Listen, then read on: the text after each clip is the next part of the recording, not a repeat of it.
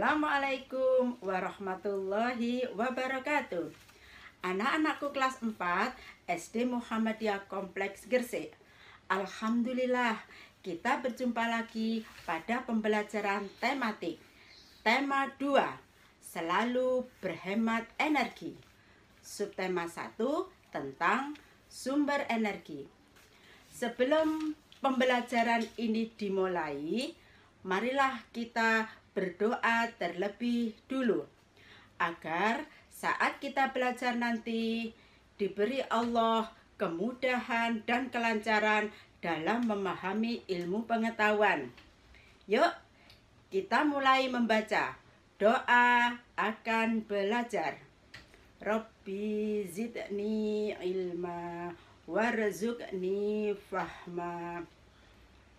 Yuk, sekarang kita lanjutkan belajar tentang gagasan pokok dan gagasan pendukung. Anak-anak, kali ini kita akan belajar muatan pelajaran bahasa Indonesia KD 3.1, mencermati gagasan pokok dan gagasan pendukung yang diperoleh dari teks lisan, tulis, atau visual. Indikatornya menemukan gagasan pokok dan pendukung dari teks visual. Diharapkan nanti setelah selesai melihat video ini, anak-anak dapat menemukan gagasan pokok dan gagasan pendukung yang diperoleh dari teks visual dengan tepat. Tetap semangat ya anak-anak. Konsentrasi. Anak-anak, coba buka kitab tematik tema 2. Selalu berhemat energi. Dibuka halaman 1. Ayo berdiskusi. Sekarang, bacalah dengan teliti teks bacaan tersebut. Matahari memiliki peran yang besar dalam kehidupan karena merupakan sumber energi terbesar di bumi. Panas matahari berpengaruh terhadap aktivitas manusia dan makhluk hidup lainnya di bumi. Nah, setelah anak-anak membaca, kira-kira bacaan tersebut membahas tentang apa ya? Iya, betul. Membahas matahari adalah sumber energi terbesar. Itu yang disebut gagasan pokok. Sedangkan matahari berpengaruh terhadap aktivitas makhluk hidup. Itu termasuk gagasan pendukung. Nah, mudah kan menemukan gagasan pokok dan gagasan pendukung? Sekarang kita akan mempelajari lebih lanjut lagi. Ayo membaca teks bacaan di bawah ini. Indonesia memiliki sumber daya alam berlimpah. Disebut sumber daya alam karena berasal dari alam. Penduduk Indonesia dapat menikmati sumber daya alam tersebut untuk memenuhi kebutuhannya. Laut Indonesia terkenal karena ikannya. Lahan yang subur menghasilkan padi, jagung, serta tumbuhan lainnya yang sangat berguna bagi penduduk. Gas bumi, minyak, serta logam banyak memberikan manfaat bagi masyarakat.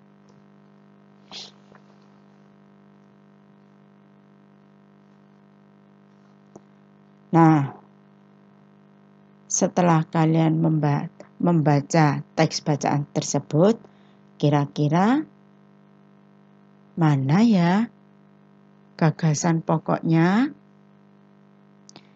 Ingat, setiap paragraf memiliki satu gagasan pokok dan beberapa gagasan pendukung.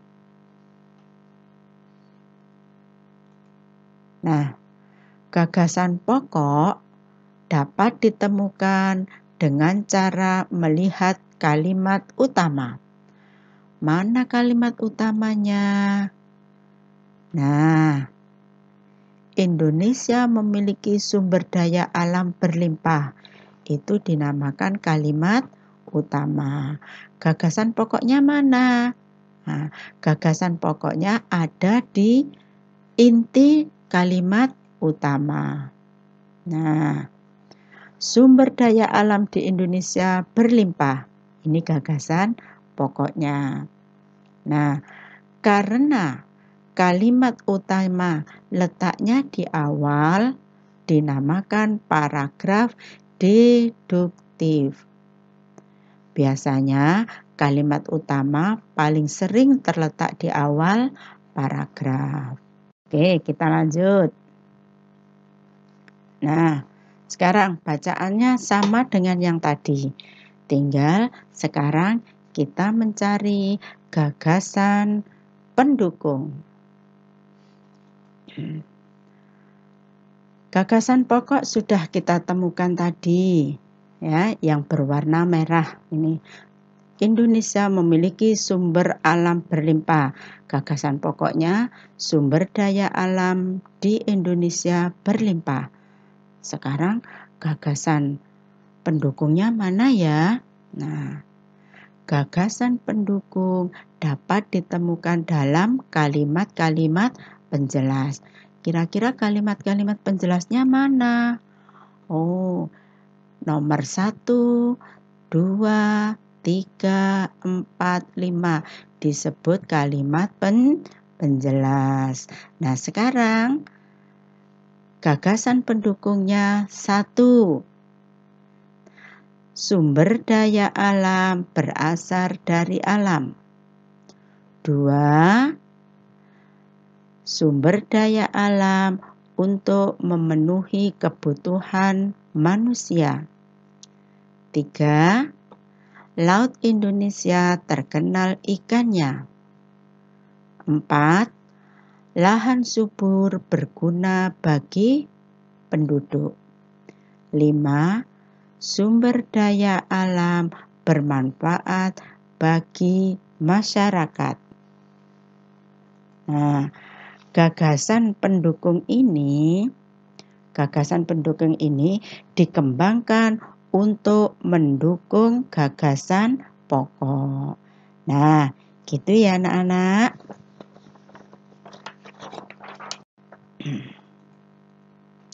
Ayo bacalah teks di bawah ini. Minyak bumi, emas, besi, dan berbagai tambang termasuk ke dalam kelompok sumber daya alam tidak dapat diperbaharui. Mengapa demikian? Karena jumlahnya sangat terbatas. Untuk menghasilkan minyak bumi diperlukan waktu yang sangat lama. Oleh sebab itu, kita harus hemat menggunakan sumber daya alam ini. Nah, kira-kira kalimat utamanya terletak di mana? Iya, kalimat utamanya terletak di akhir. Oleh sebab itu, kita harus hemat menggunakan sumber daya alam. Berarti gagasan pokoknya yaitu sumber daya alam harus dihemat. Karena kalimat utamanya terletak di akhir, maka dinamakan paragraf induktif. Nah, sekarang sudah paham kan? Oke.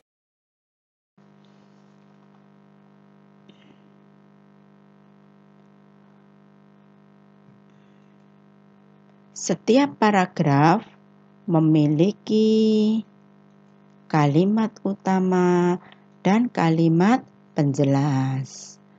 Di dalam kalimat utama terdapat gagasan pokok. Di dalam kalimat penjelas terdapat gagasan pendukung. Jika kalimat utama terletak di awal, dinamakan deduktif. Jika kalimat utama terletak di akhir, dinamakan induktif. Gagasan pendukung dikembangkan untuk mendukung gagasan pokok. Nah, mudah kan? Pesan Bu Zul, supaya anak-anak dapat memahami teks bacaan, anak-anak harus membaca dengan teliti. Oke? Nah, itulah anak-anak penjelasan tentang gagasan pokok dan gagasan pendukung.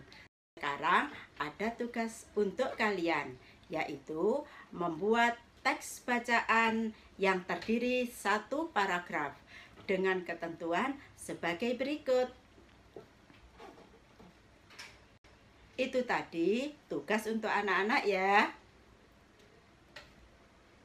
Kalau sudah selesai, langsung foto dan segera kirim. Oke? Bu Zul tunggu hasil pekerjaan anak-anak.